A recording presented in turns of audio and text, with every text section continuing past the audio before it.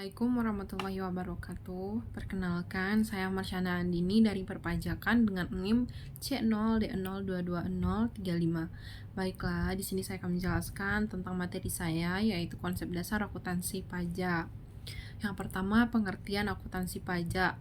Akuntansi perpajakan adalah sebuah aktivitas keuangan pada sebuah badan usaha atau lembaga untuk mengetahui jumlah pajak yang harus dibayarkan. Dalam dunia perpajakan, akuntansi sebenarnya bukan istilah yang resmi.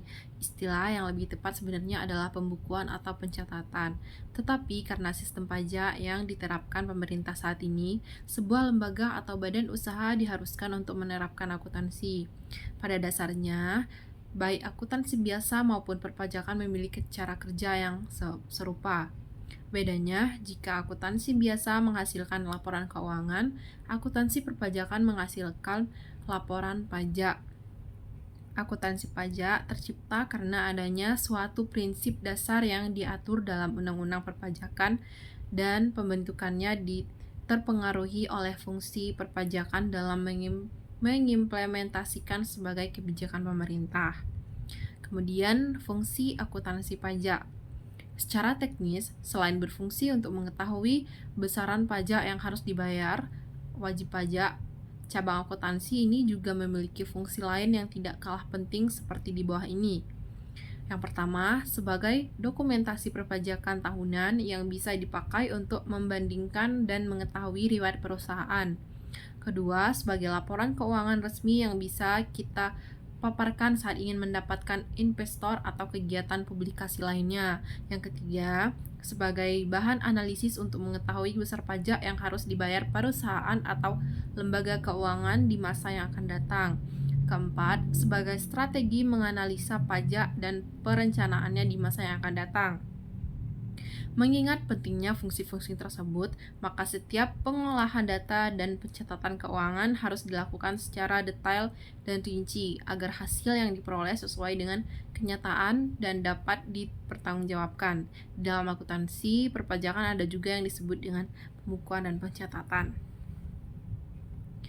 Kemudian, prinsip akuntansi perpajakan.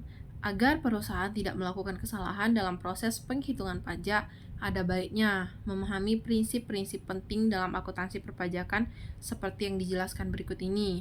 Yang pertama, kesatuan. Prinsip ini menyatakan bahwa sebuah perusahaan merupakan satu kesatuan ekonomi yang tidak dapat disatukan dengan entitas ekonomi lain, yaitu pemilik perusahaan atau lembaga lain yang secara hukum tidak memiliki hak. Kedua, historis. Prinsip historis mengharuskan pencatatan keuangan secara real terhadap pembiayaan sebuah barang atau aset.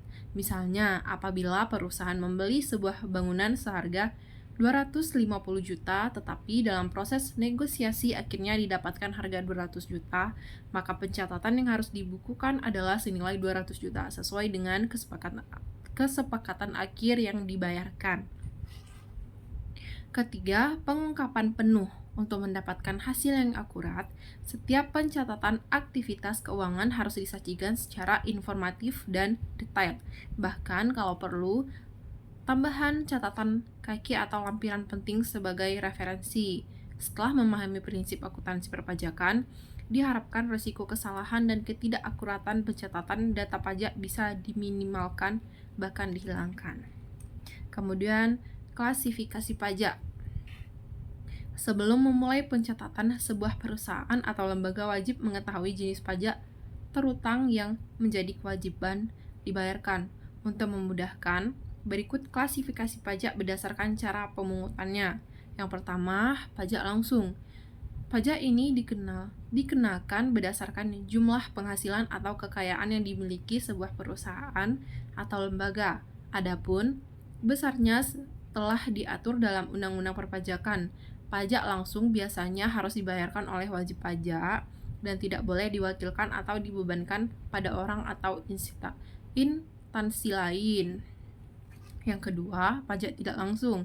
Pajak tidak langsung adalah pajak yang dibayarkan saat terjadi sebuah transaksi keuangan. Pajak semacam ini bisa diwakilkan atau dibebankan kepada orang lain. Contohnya sederhana, pajak tidak langsung adalah pembelian barang di mal atau pusat perbelanjaan. Harga yang kita bayar biasanya sudah termasuk pajak sehingga kita tidak perlu lagi membayar pajak ke pemerintah. Kemudian ini ada contoh penghitungan akuntansi perpajakan. Setelah mengetahui konsep dasar akuntansi perpajakan, langkah selanjutnya yang bisa dilakukan untuk lebih menguasai topik ini adalah dengan mempelajari cara penghitungannya. Banyak variabel yang harus dilengkapi sebelum menghitung besaran pajak yang harus dibayarkan. Misalnya, untuk menghitung pajak terutang, maka harus diketahui dulu berapa jumlah stor pajak penghasilan karyawan, berapa penghasilan kena pajak, dan berapa jumlah wajib pajaknya. Untuk menghitung pajak terutang bisa menggunakan rumus berikut. 25% dikali PKP sama dengan PPh badan.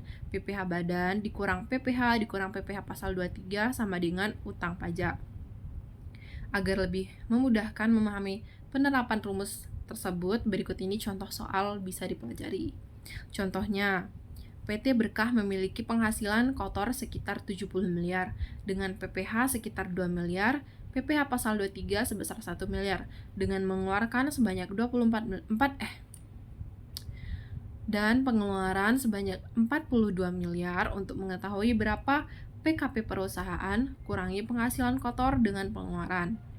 Berdasarkan rumus tersebut, berapa PKP PT Berkah? Berdasarkan rumus tersebut, berarti PKP PT Berkah adalah 70 miliar dikurang 42 miliar sama dengan 28 miliar. Jadi, pajak terutang PT Berkah adalah 25% dikali 28 miliar sama dengan 7 miliar. 7 miliar dikurang 2 miliar dikurang 1 miliar sama dengan 4 miliar. Contoh penghitungan di atas hanyalah gambaran umum sistem akuntansi untuk menghitung utang pajak. Menghitung pajak secara manual memang menyulitkan, apalagi jika jumlah wajib pajak harus dihitung cukup banyak. Untunglah kemajuan teknologi telah menjadi solusi atas masalah ini. Sekarang wajib pajak bisa menghitung pajak menggunakan aplikasi kalkulator pajak yang mudah digunakan. Salah satu menyediakan kalkulator pajak tersebut adalah online pajak. Lewat fitur hitung pajak otomatis bisa mendapatkan hasil penghitungan yang akurat dan seketika. Baiklah, itulah materi yang dapat saya sampaikan. Saya akhiri dengan wassalamualaikum warahmatullahi wabarakatuh.